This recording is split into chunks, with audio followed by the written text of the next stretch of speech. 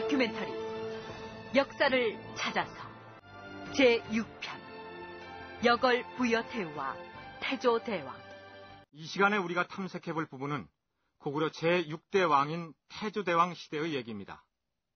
그런데 삼국사기에 올라있는 고구려 태조왕에 관한 기록을 읽어나가다 보면 의심되는 부분이 있습니다. 우선 삼국사기 고구려 본기 태조왕 편의 첫머리부터 살펴볼까요? 태조대왕은 일명 국조왕이라고도 한다.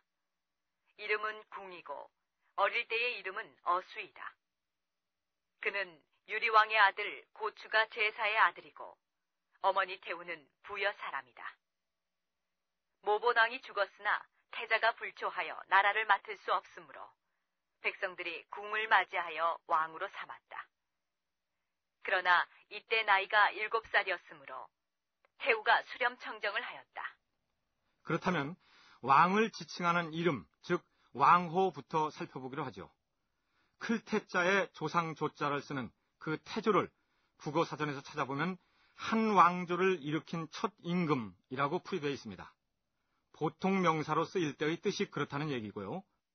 역사에서 그 사례를 찾아보더라도 고려를 세운 왕건이 태조였고 조선을 세운 이성계가 태조였습니다. 물론 중국 쪽의 경우도 같습니다.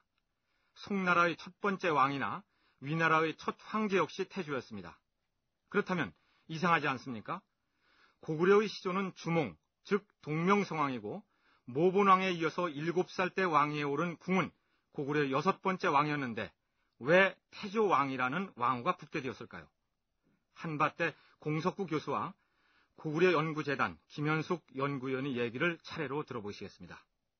삼국사기를 보면 고구려 왕은 그 왕성이 좀 다르게 나타납니다. 그래서 태조왕 이전에는 이제 해시로 나타나게 되고요. 태조왕 때부터 이제 고시가 되는 것이죠.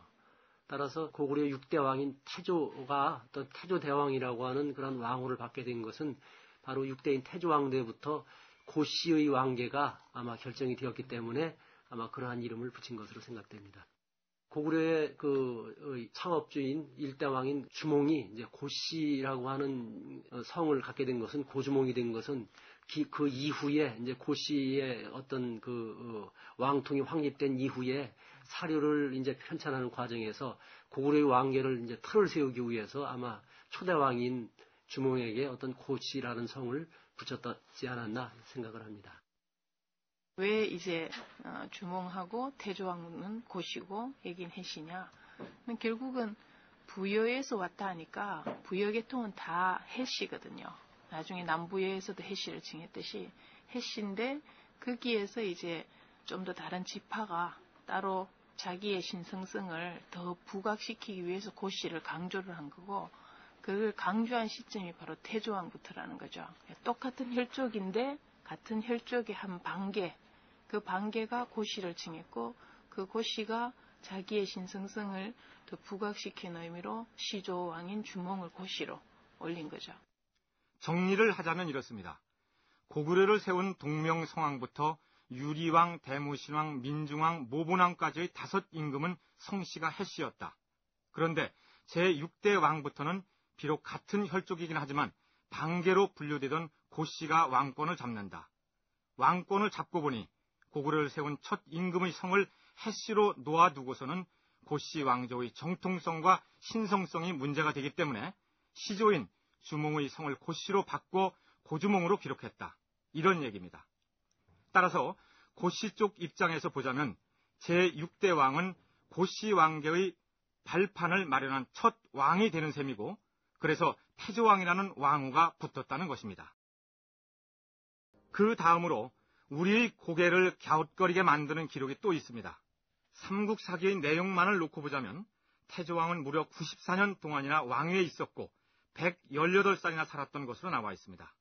뿐만 아니라 태조왕의 뒤를 이어 왕위에 올랐던 그의 동생 차대왕 역시 94살이나 살았다고 올라 있는데 의학이 발달한 요즘에도 100살을 넘기기가 어려운 바에 실제로 그렇게 장수를 누렸겠느냐 하는 점입니다.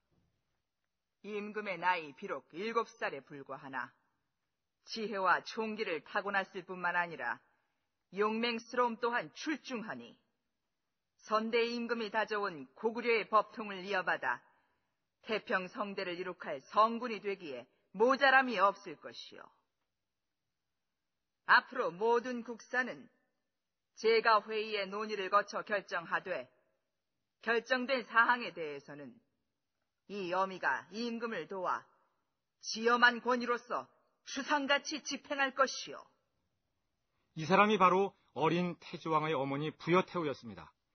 7살짜리 어린아이가 왕위에 오르게 된 과정은 지난 시간에 소개해드렸습니다만 실질적으로 왕권을 잡은 사람은 태조왕의 어머니였습니다.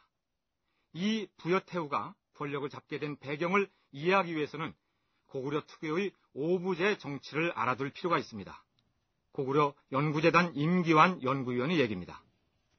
그 5개 정치 집단이 계류부를 중심으로 해서 결합되었을 때 그게 이제 오부라고 할 수가 있습니다. 이것이 이제 오부로 성립됐을 때 이 오부들은 고구려 왕 밑에 소속이 되어 있다고 볼 수 있습니다만 독자적으로는 자체 내부의 어떤 자치권을 갖고 있습니다. 그래서 부 내부의 일들은 스스로 다스리고 통치하고 운영하는 이런 모습들이 드러나고 있는데 다만 고구려 바깥에 어떤 대외적인 외교를 한다거나 물자를 교역한다거나 대외적인 교섭할 때는 이제 왕을 통해서 이루어지게 되는 것이죠. 그러니까 왕이 소속된 계류부를 비롯해서 각각 지역 거점을 확보하고 자치를 하고 있는 5개의 세력이 있고 그 대표들이 모인 회의체가 제갈회의인데 중요한 국사를 여기에서 논의하게 됩니다. 따라서 태후는 졸본 부여의 세력을 대표하는 한 부의 리더였고 오부 간의 치열한 세력 다툼에서 승리해서 어린 아들을 임금으로 만들었다는 얘기입니다. 그런데 대단하지 않습니까? 모본왕이 생전에 자신의 아들을 태자로 점지해둔 상황에서 그 태자를 젖히고 자신의 아들로 하여금 왕위를 계승하게 했고 뿐만 아니라 제사라는 이름을 가진 남편이 살아있음에도 불구하고 왕의 어머니로서 당당하게 수렴청정을 했으니 말입니다. 여기서 잠깐 고구려 시대의 여성의 지위와 역할에 대해서 살펴보고 나서 얘기를 진행하겠습니다. 역대의 여성상들을 보면은 웅녀부터 시작해서 요하부인까지 사실은 창업주 같은 경우 특히 아버지 쪽보다는 어머니 역할이 확실히 우월하다는 게 역사적으로 증명이 되고 있고요. 고구려 같은 경우 유화부인의 역할은 사실은 웅녀보다 훨씬 더 능가하죠. 동국 이상국지 동명왕편에 나오는 거기 보면은 말을 고르는 능력이라든가 또 곡식을 주관하는 역할이라든가 뭐 이런 것을 어머니가 다 하고 있고 어떤 심리적인 의지 대상이라든가 뭐 이런 걸 떠나서 새로운 땅에 대한 어떤 욕구라든가 나갈 수 있게 어떤 진취적인 기반을 마련해 주는 것이라든가 군사적 고대 국가 시대에는 그 지위와 역할에 있어서 오히려 남성을 능가했던 걸출한 여성들이 많았다. 고구려 연구재단 김현숙 연구위원의 설명인데요. 그렇다면 유하 부인이 말을 고르는 능력이 뛰어났다는 것은 또 무슨 얘기일까요? 고구려 건국 이전, 그러니까 알 속에서 태어난 주몽이 부여의 왕실에 살면서 그곳 왕자들로부터 따돌림을 받던 그 시대로 잠시 거슬러 올라가 보겠습니다. 어머니, 이곳 부여 왕자들이 저를 투기해서 목숨이 위태로운 지경이고 대왕께서도 저에게 마국간에서 말을 돌보게 하는 하찮은 일이나 시키고 있으니 여기 더 머물러 있기 싫사옵니다. 남쪽에 가면 임자 없는 땅이 있다 들었는데 거기 가서 새로운 나라를 세우고 싶습니다. 그리하거라. 하지만 남쪽 땅에 가서 나라의 기반을 세우려면 우선 타고 갈 좋은 말이 있어야 한다. 허나 마국간에 있는 많은 말 중에서 어떻게 준말을 알아볼 수 있겠습니까? 어미가 골라줄 것이니 따라오너라. 그 채찍을 이리 다오.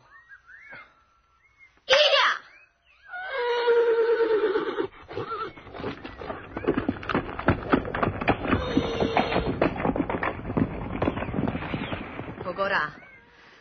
다른 말들은 모두 도망치기에만 바쁜데 저기 저 붉은 얼룩무늬 있는 말은 저 높은 담장을 훌쩍 뛰어넘지 않느냐. 저 말이야말로 둘도 없는 준만이라. 하지만 어머니, 저렇게 잘생기고 날쌘 준마라면 의당 대왕마마나 다른 왕자들이 욕심을 낼 터이니 제 차지가 될 수 있겠습니까? 아, 방법이 있느니라. 잠시만 기다리거라. 바늘을 가져올 테니. 그러면 이 부분이 이규보의 영웅서사신 동국 이상국질에 어떻게 수록되어 있는지 살펴보기로 하겠습니다. 장사가 먼 길 떠나려면 준마가 있어야 하는 것. 아들을 데리고 마국간에 가서 긴 채찍으로 후려치니 다른 말들은 달아나기에 바쁜데 붉은 빛이 얼룩진 한 마리가 있어 두 길 난간을 뛰어넘더라. 이것이 준마인 줄 비로소 깨달았네. 어머니가 남모르게 바늘을 혀에 꽂으니 쉬고 아파서 먹이를 먹지 못하네. 며칠 뒤 형상이 심히 야위어 나쁜 말과 다름없게 되었네. 그 뒤에 왕이 말들을 돌아보니 바로 그 말을 주몽에게 주었네. 그러자 비로소 바늘을 뽑고 밤낮으로 여물을 먹였네. 어떻습니까? 아들의 큰 꿈을 실현시키기 위해서 채찍을 휘둘러 준마를 선별하는 유아 부인의 지혜롭고도 용맹스러운 모습은 집안에서 길쌈이나 하고 있는 여인상과는 다르지 않습니까? 뿐만 아니라 주몽이 친구 몇 명만을 데리고 부여를 탈출하여 졸본 부여에 도착했을 때 그에게 나라의 기틀을 세울 수 있도록 뒷받침을 해준 사람도 소소노라는 여인이었습니다. 그런데 신라에서는 여왕이 배출됐는데 이처럼 여성이 활발하게 사회활동을 했던 고구려에서는 왜 왕위에 오른 여성이 없었을까요? 부여태우는 7살짜리 아들을 왕으로 옹립하고 수렴청정을 할 게 아니라 자기 스스로 여왕이 될 수는 없었을까요? 김현숙 연구위원은 그 이유를 중국으로부터 받은 영향 때문이라고 진단합니다. 중국과 접촉이 오히려 신라나 이쪽보다 이쪽이 더 빨리 됐기 때문에 오히려 중국적인 그런 분위기, 국왕에 대한 관념이라든가 이런 것은 또 고구려에 먼저 들어와 있다는 거죠. 그러니까 실제 사회에서 활동이라든가 생활에서의 어떤 행동면이라든가 이런 것은 굉장히 진취적이고 유목민적인 기질이 보이면서도 정치 제도라든가 특히 국왕의 설정이라든가 이런 면에서는 또 중국적인 유교적인 개념에 딱 덮어서거든요. 그래서 그런 측면이 어떻게 보면 모순이 되는 것 같지만 실제로 사회 발전 과정이라든가 이런 것을 보면은 이제 이해가 되는 측면이 있죠. 자, 그럼 이제 태조왕 시절의 고구려 역사를 짚어보기로 하죠. 태조왕이 10대 중반 이후에 어머니의 수렴청정으로부터 벗어났다고 볼 때 태조왕 초기의 업적이나 통치는 엄밀히 말하자면 그의 어머니인 부여태우에 의해서 행해진 것으로 봐야 할 것입니다. 그런데 삼국사기에는 태조 3년 2월에 이런 일이 있었다고 기록하고 있습니다. 축, 요서, 십성, 이비, 한병. 이 9글자의 기록이 고구려사를 연구하는 사람들을 대단히 곤혹스럽게 만들고 있습니다. 우리말로 풀이하자면 요소에 10개의 성을 쌓아서 한 나라의 침략에 대비하였다. 이런 의미일 텐데요. 요소라면 만주 남부 평야지대를 흐르는 요하의 서쪽 지역으로 그 먼 데까지 가서 한 나라의 코밑에다 그것도 10개나 되는 성을 쌓았다는 것이 신빙성이 떨어진다는 얘기입니다. 태조왕대의 그 고구려의 영역 범위라든가 활동 범위를 보면은 아직까지 압록강 중류 유역에서 크게 벗어나지 않거든요. 그 내부를 통합하는 데 치중을 하는 그런 단계입니다. 그러니까 요하 지역까지도 아직 진출이 안 돼가 있고 요하까지 완전히 차지해야 되는 게 광개토항대 되어야 가능합니다. 그러니까 요서 지역에 성을 쌓는다는 것은 불가능하고 요동 지역에도 요하 근처에 뭐 성을 쌓는 데는 상당히 어렵고요. 그래서 그 부분은 아마 요서가 아니라 요동일 가능성이 많고 또 요동이라고 해도 요하 가까이는 아닐 것이고 압록강 중류 유역에서 조금 더 나간 그런 지점이라고 보고요. 고구려 연구재단의 김현숙 연구위원의 진단이 이러하고 사실 고구려가 요소 지방까지 나왔다는 기록은 사실은 없거든요. 그런데 이미 이제 태조왕 3년에 요소 지방 10성을 쌓아서 이제 한나라 병사를 방비했다 하는 것은 아주 좀 특이한 기록입니다. 태조왕 69년에 후한이 되겠죠. 후한의 어떤 유주자사는 굉장히 높은 관직입니다. 유주자사, 또 현도태수, 요동태수 등이 연합을 해가지고 고구려를 칩니다. 그래가지고서 이제 뭐 이엠에게 어떤 장을 죽이고 이제 쭉 전진을 해 오니까 태조왕의 동생인 그 수성이 이제 군대를 이끌고 이제 이들을 가서 막죠. 한밭대 공석구 교수 역시 태조 3년에 고구려가 요서지방까지 진출했다는 것은 신뢰할 수 없다는 의견입니다. 그러나 동국대 윤명철 교수는 가능성이 있는 얘기라고 주장을 합니다. 태조대왕 때 보면은 요서지방에다 10성을 쌓았다는 기록이 나오고 있어요. 요서란 건 요하의 이서지방인데 현재 우리가 알고 있는 요하를 놓고 보더라도 요서지방에다 10개 성을 쌓았다는 것은 고구려가 단순하게 가서 치고 온 것이 아니라 적어도 한동안은 일시적으로 점령하고 있다는 걸 의미하거든요. 그렇다면 그 바로 직전인 모본왕 때 북평 어양 삼국 태원을 공격한 것은 나름대로 가능성이 있다고 보는 거죠. 단지 그동안 우리 학계가 고구려의 군사적 특성을 잘 이해 못했던 시스템을 고구려인들은 기마군단을 활용하거든요. 기마군단은 소세병력으로 빠른 기동성을 유지하면서 적국 내부까지 진격해서 공격할 수가 있어요. 이미 모본왕 시절에 기마군단을 이용하여 적국 내부에까지 쳐들어가서 요서지방의 일부를 점령했었고 태조왕 초기에 거기에 얼마든지 성을 쌓을 수 있을 것이다. 이런 분석입니다. 물론 어느 주장이 맞는지 단정할 수는 없습니다. 전후 설명 없이 요서에 10성을 쌓았다는 기록이 돌발적으로 나타났다가 이후에는 전혀 언급이 없는 것으로 봐서 설령 당시의 요서 지방의 한 부분을 일시 점령해서 성을 쌓았다 하더라도 바로 그 태조 왕대에 빼앗기고 말았을 것이다. 이런 추론은 해볼 수가 있겠죠. 지금 우리 같은 후손들이 사서에 나타난 글자 하나, 문장 하나를 놓고 이렇게 고심할 것이라는 예상을 했다면 당시 역사를 기록했던 사람들이 좀 더 상세한 기록을 남겼을 텐데 말입니다.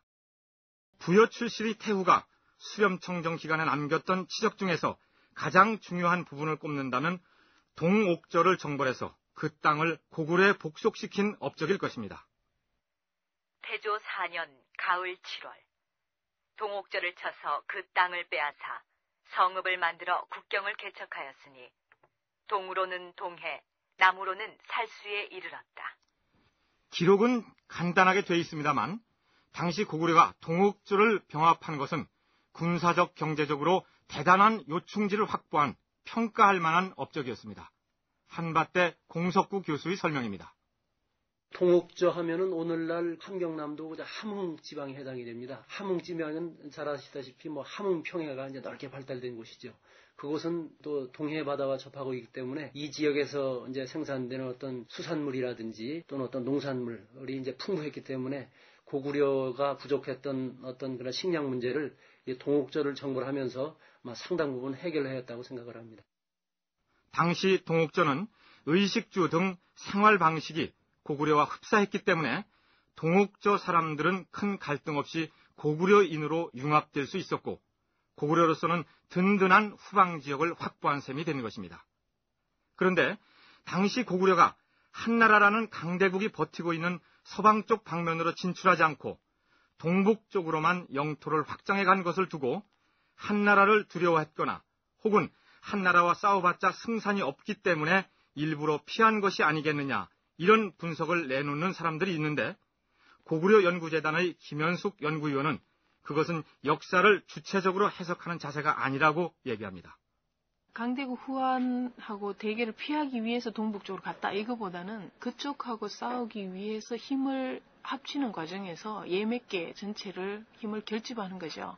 그래서 일단 같은 예맥계지만 힘이 약한 동옥저라든가 이쪽 세력을 먼저 다 합쳐가지고 세력이라든가 덩치를 늘린 다음에 이제 중국 세력하고 싸우는 거죠. 그러니까 조금 다른 거죠. 같은 표현인데 좀 뉘앙스가 굉장히 많이 다른데요.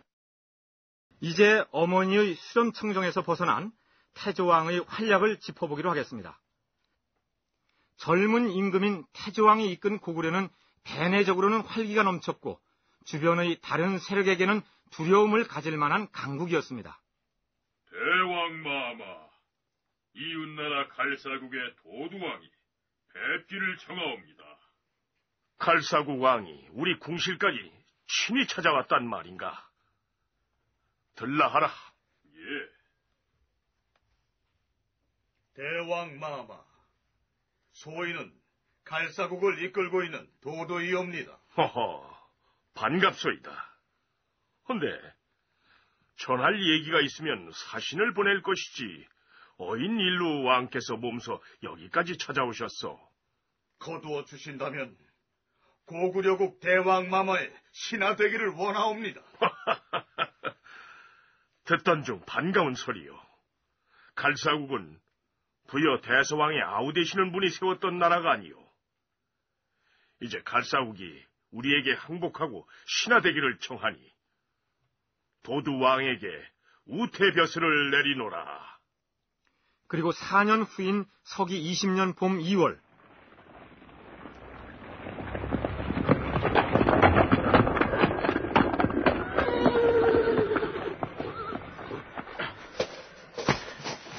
대왕 마마의 분부를 받고 준하를 정벌하러 갔던 환남부 패자 서류이옵니다.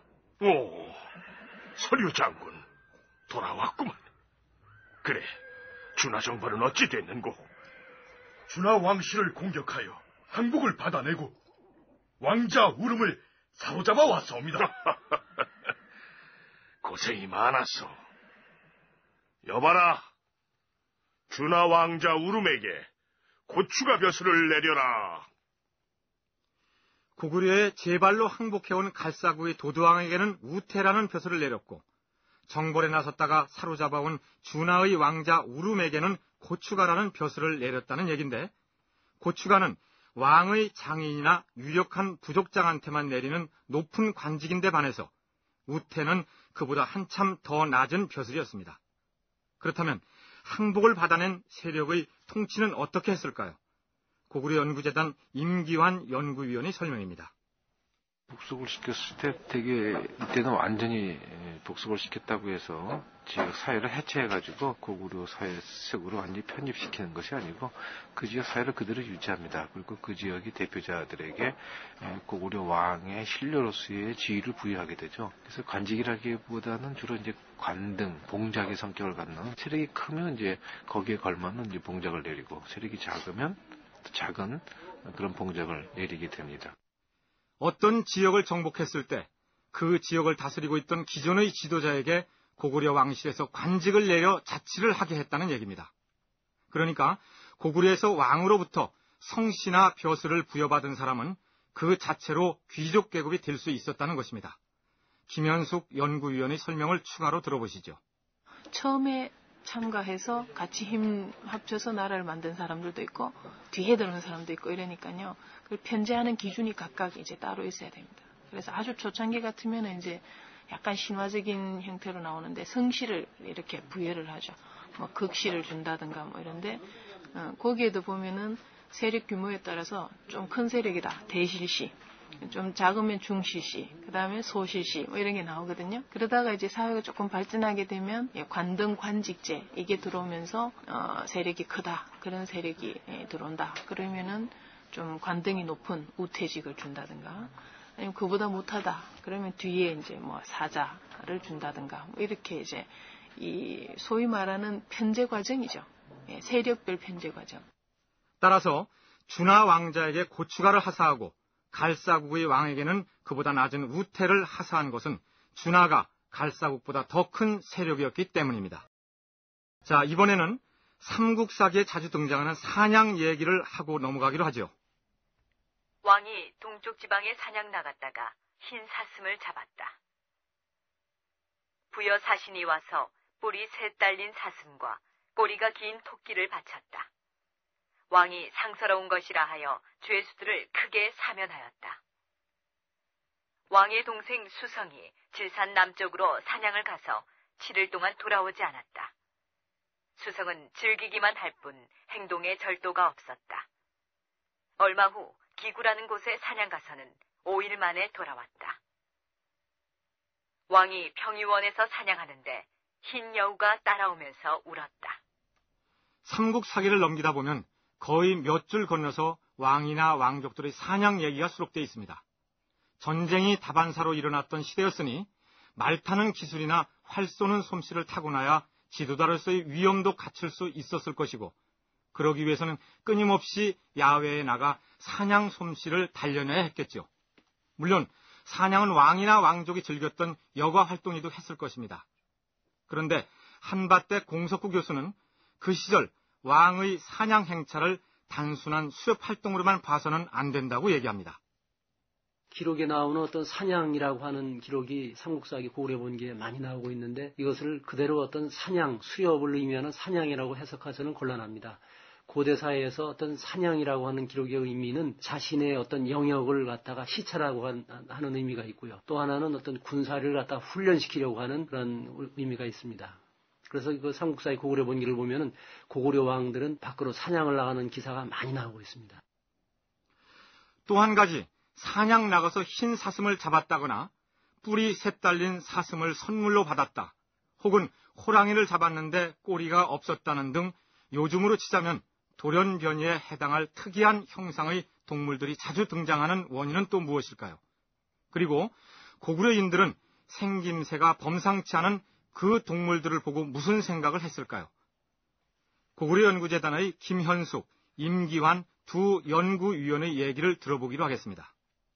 고대 때 사람들의 의식에 특이한 것이 나타나면은 태평성대가 온 증거라든가 아니면 성군이 나타날 징조라든가 또 조금 불안한 기색이 보인다든가 이러면은 이제 나라가 망할 징조라든가 꼬리 9개 달린 여우가 궁궐을 헤집고 다녔다 뭐 이런 기사가 나오면 이제 그 다음에 좀 심상치 않은 일이 벌어진다든가 이런 게 있죠. 고대인들의 사고엔 그게 강하게 남아 있습니다. 그 중에는 이제 상서로운 상서를 상징하는 것도 있고 또 하나는 이제 제의를 상징하는 것도 있죠. 그래서 국가의 멸망이나 왕의 죽음을 상징하는 형태로 나타나기도 하고 또 하나는 나라에 아주 좋은 일이 벌어지는 그런 상서로운 징조로 해석되기도 합니다. 대체로 이제 사슴 같은 경우는 그런 상스러운 징조로 이제 해석되는 경우가 상당히 많이 있죠. 되게 이런 특이한 동물들에 대한 그런 기록들은 물론 그런 동물들이 실질적으로 나타났다고 볼 수도 있고 또는 상서로거나 또는 제의적인 성격을 갖는 그런 동물들의 출현에 담긴 어떤 당시인들의 어떤 여러 가지 생각들이 그런 동물로 이제 표현되었다고 말할 수도 있죠. 그러면 지금부터 고구려의 태조왕이 사냥과 영역 시찰을 겸해서 동쪽으로 떠나는 여행길을 함께 따라가 볼까요?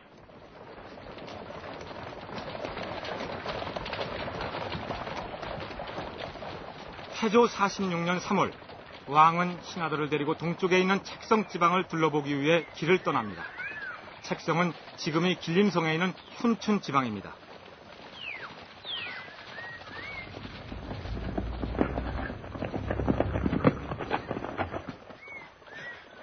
대왕마마, 저쪽 산등성이 아래 털빛 흰 사슴 한 마리가 달아나고 있습니다. 털빛이 희다고 하였느냐? 예. 어허, 그 참 상스러운 짐승이로구나. 자, 가자! 저택엽이다. 활을 쏘십시오. 알았느니라. 대왕마마, 명중이옵니다. 그래. 털빛이 흰 사슴을 잡다니. 이번에 책성에 가서 좋은 일이 있을 징조로구나. 그런데 삼국사기에 보면 3월에 여행길에 올랐다가 그해 10월이 되어서야 돌아온 것으로 되어 있습니다. 정사에 바쁜 임금이 반년이 넘게 궁궐을 비워두고 그 지역을 방문했다는 사실이 좀 특이한데 우선 책성이라는 곳이 당시 고구려에게 어떤 입지적 효과를 기대할 수 있는 지역이었는지 한밭대 공석구 교수의 설명을 들어보기로 하죠. 경제적으로는 이 지역에 아주 발달된 넓은 평야가 있습니다.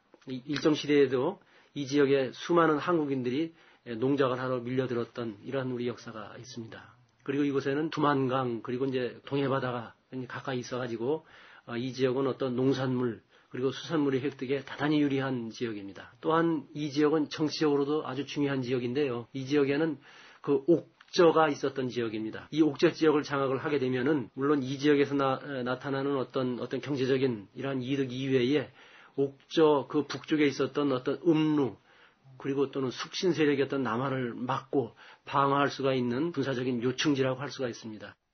그렇다면 왕이 친히 나설 필요 없이 신하들을 보내서 그곳 지방 관리들과 백성을 위무하고 오게 하든지 왕이 갔더라도 한번 대충 둘러보고 올 수도 있었을 텐데 그렇게 긴 시간을 할애해서 책성에 머문 까닭은 무엇이었을까요?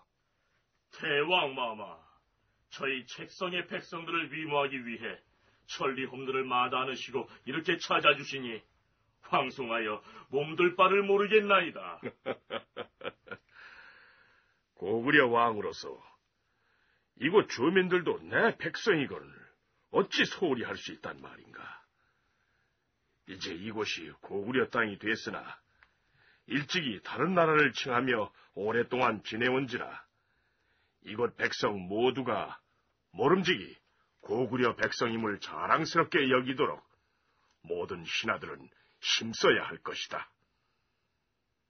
책성의 신하들에게 고구려 왕으로서 준비해온 선물을 하사할 것이며 책성 관리들의 공적을 큰 바위에 새겨서 길이 후대에 전할 것이니라.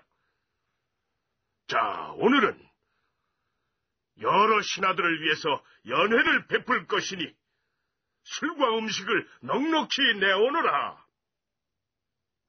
태조왕이 책성이라는 곳에 가서 그처럼 공을 들였던 것은 그 지역이 경제적 군사적으로 요충지이기도 했겠지만 이른바 오부제의 권력체제에서 왕권을 강화하기 위한 수단이기도 했다는 것이 김현숙 연구위원의 진단입니다.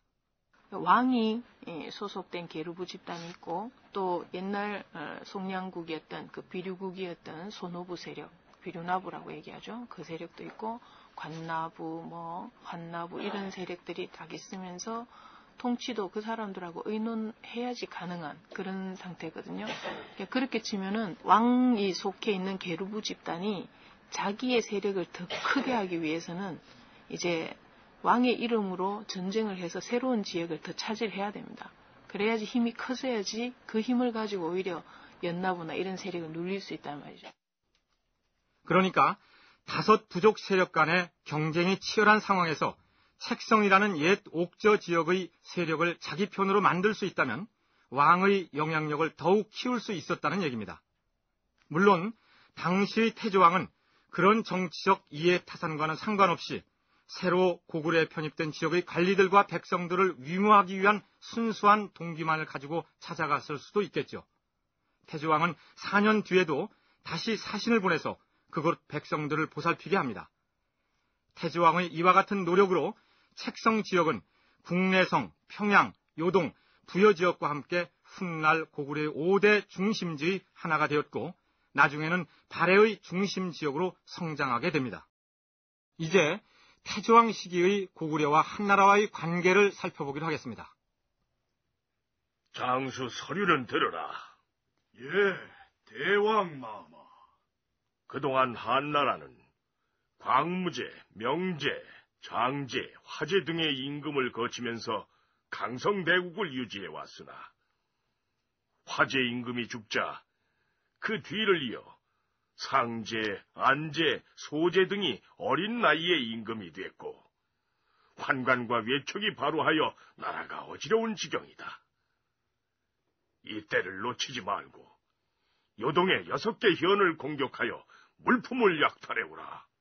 분부대로 거행하겠사옵니다, 대왕마마. 자, 병졸들은 나를 따르라!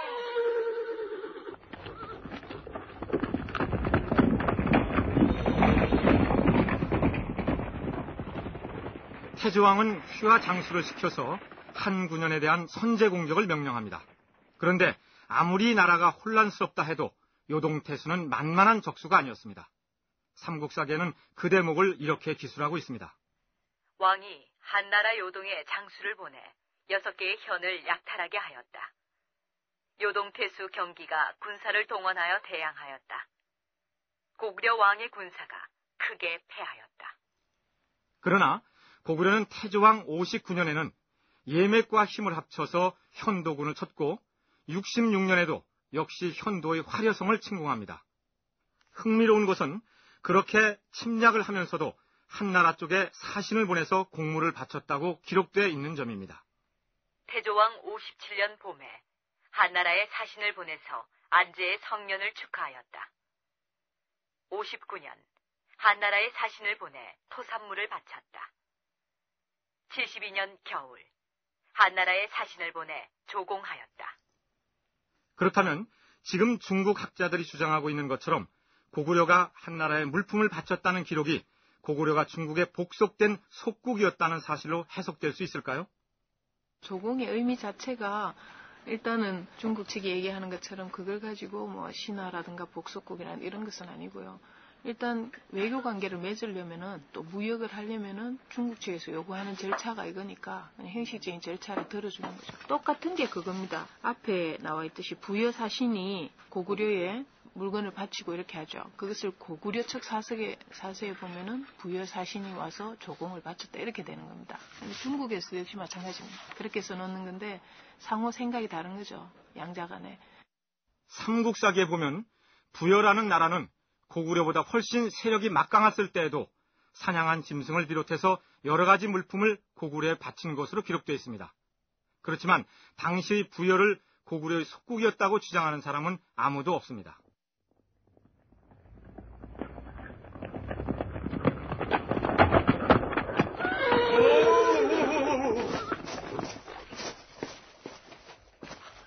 대왕마마, 큰일 났사옵니다. 아니, 큰일이라니. 무슨 일인가? 한나라 유주자사 풍한과 현도태수 요광, 요동태수 채풍 등이 군사를 이끌고 우리 예맥을 침략해 병기와 마필, 재물을 약탈하고 있사옵니다. 어허, 이런 고얀 일이 있나? 수성은 당장 군사 2천을 이끌고 나가 그들을 물리치라. 예. 자, 군사들은 나를 따르라!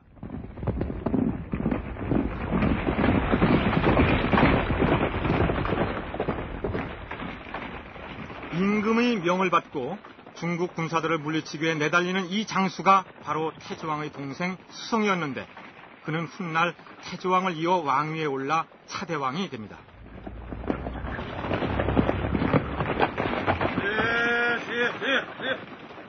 멈춰라!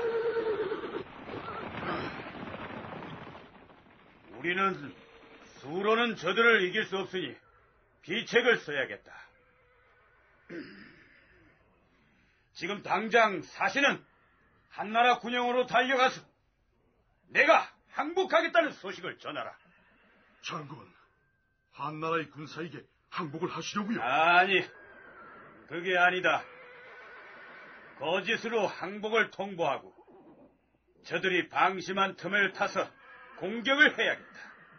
그리고 나는 험한 계곡에 숨어 기습을 노릴 터이니 서류 자네는 군사를 이끌고 비밀리에 현도와 요동으로 가서 성곽을 불태우도록 하라.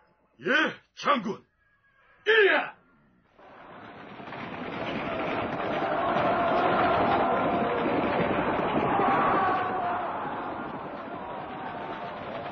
이 싸움에서 고구려는 큰 승리를 거두게 됩니다.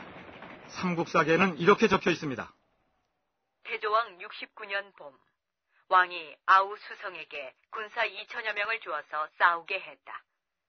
수성이 한나라 군영에 사자를 보내 거짓으로 항복하겠다고 말했다. 그들은 이 말을 믿었다. 수성이 곧 험한 곳에 의지하여 대군을 막는 한편 비밀리에 군사를 보내 현도와 요동 두 군을 공격하여 그 성곽을 불지르고 2천여 명을 죽이거나 사로잡았다. 그런데 중국 역사서인 삼국지 위서동의전에 이 부분에 이르러서 최초로 고구려 왕의 이름이 등장하고 자신들의 군대가 고구려와의 싸움에서 패배했다는 기록을 남기고 있습니다. 그 부분을 한번 살펴볼까요? 참고로 낭독해드리는 내용에 나오는 궁이라는 이름은 고구려의 태조왕을 지칭합니다. 상제 임금과 안제 임금 사이에 이르러 고구려 왕 궁이 수차례 침범하자 다시 현도가 고구려에 속하게 되었다. 요동태수 채풍과 현도태수 요광은 궁이 두 고을 모두에게 해가 된다 판단하고 군사를 일으켜 이를 쳤다.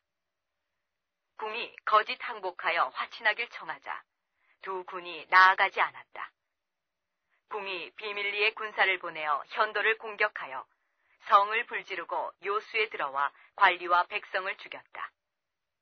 후에 궁이 다시 요동을 침범하자 채풍이 재빨리 군사를 내어 이를 토벌하려 했지만 군사가 패하고 말았다. 삼국지 위서동의전의 고구려 편에서 주몽을 거론한 적이 있는데 고구려 후 출하는 애매한 이름으로 나타납니다. 그러다가 비로소 태조왕대에 이르러서 고구려 왕 궁으로 정식 표기가 된 것입니다. 고구려 연구재단의 김현숙 연구위원은 중국 역사서에 왕의 이름이 정식으로 등장하는 태조왕에 이르러서 고구려는 내부 체제 정비가 완비되고 왕권이 안정기에 접어들었다고 얘기합니다. 이때는 이미 국왕측과 다른 나부의 장들은 이 교체가 자유롭게 안 되는 때입니다. 그전에는 송량왕에서 주몽으로 연맹시의 맹주의 자리가 교체될 정도의 그런 대등한 관계가 있었는데 이제 태조왕대 되면 그렇게 안 되게 왕권이 일단 올라섰고 내부 체제 정비가 다 이루어지게 됩니다. 그리고 일단 궁이라는 존재가 이 중국 사서에 일단 기록이 딱 될 정도로 중국인들의 인식에 완전히 고구려의 왕 궁이라는 존재가 완전히 머리에 박힐 정도로 활약이 뛰어난 사람이었습니다. 그러나 태조왕에 이어서 왕위에 오른 차대왕은 측근 정치를 감행하다가 신하의 칼에 죽음을 당하는 비운을 맞이합니다.